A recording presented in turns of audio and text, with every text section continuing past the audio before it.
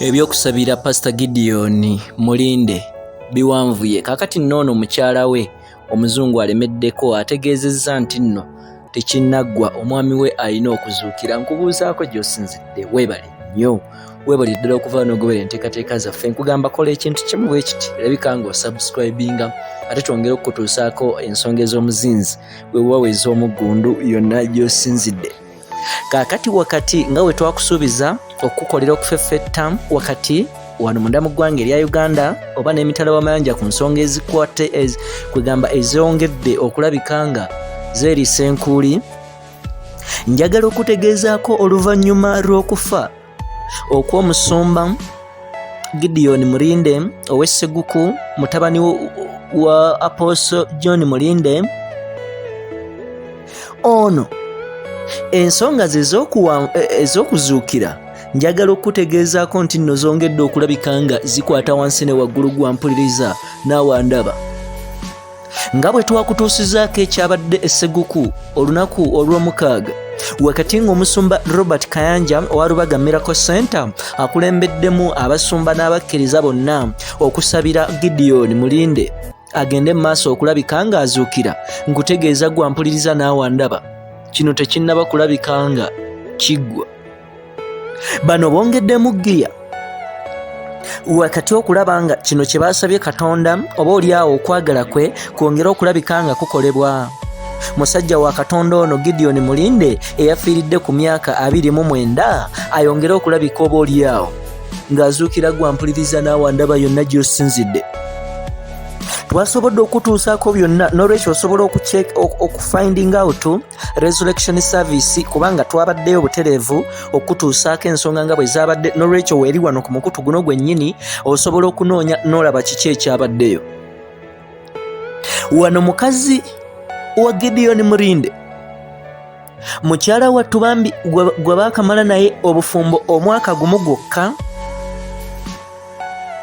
avuddeyo n'ayongera okukalaatira n'ategeeza nti omwami we ateekwa okulabika nga azuukira oba oliawo Katonda waabakkiriza, n'olwekyo ye tannaba kulabika nga akikkiriza ng'omwami we yafudde. Amawulire gano gongedde okuyanaamiriza ensi yonna oba oliawo si wano wokka munda mu ggwanga erya Uganda wabula ne wetwogera emitala w'amayanja. Kino kyongedde okulabika nga kikwata ku bantu bangi. Gwampuliriza naawe ndaba yonna gy'osinzidde. Kaakati ono baana ba mama baana ba taata sanduuko bayongedde okulabika nga bagibikkula oba gy'osobola okuyita keesi.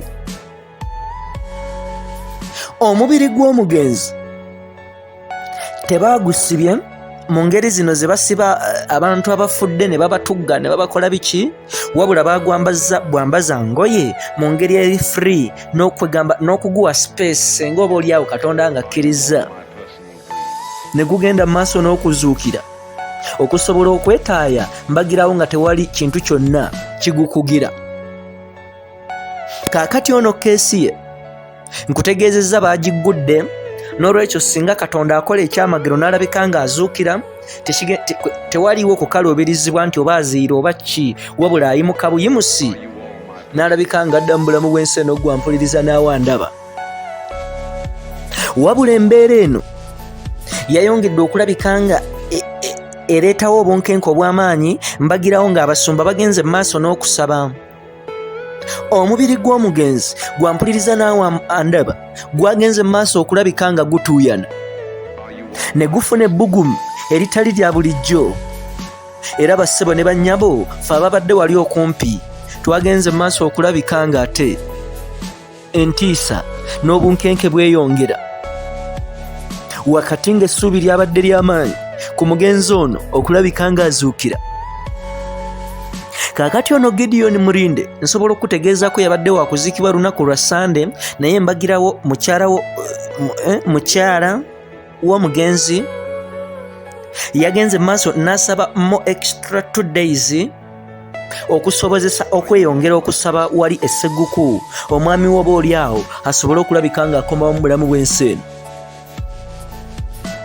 Kaakati ekiriwo kati of course ennaku baazimwongedde okutuuka olunaku olwokubiri wabula ge twakafuna ekimu ku byongedde okulabika nga bisalibwawo abakwatibwako ensonga bategeezezza singa ennaku zino ze baawaddeyo paka ku Lwokubiri ziggwako nga tazuukidde bagenda maaso okulabika nga bamuziika wali mu bitundu eby'emukono ge twongedde okulabika nga tukakasaako mu kitundu eky'ekabembe okuziika kunaagenda maaso singa anaaba tazuukidde naye nga ate n'ekyokuzuukira bo bakyayongerera ddala okulabika nga bakikkiriza ng'onaasobolera ddala okulabika nga azuukira gwampuliriza naawe ndaba yonna gy'osinzidde. Kati kola ekintu kimu, subscribinga, commentinga, sharinga, gabana vidiyo eno twongere okulabika nga tukolera okufeffetta ku ki ekigenda mu maaso. Njagala okutegeeza ne wanaaba azuukidde ffe tugenda kubeera ku ground, of course tuli ku ground okwongera okukola okufeffetta okw'ekikugu yonna gy'osinzidde okulabika nga otugoberera. Yenze Ssemaganda Moses Hope ku lwa Kampala Media TV.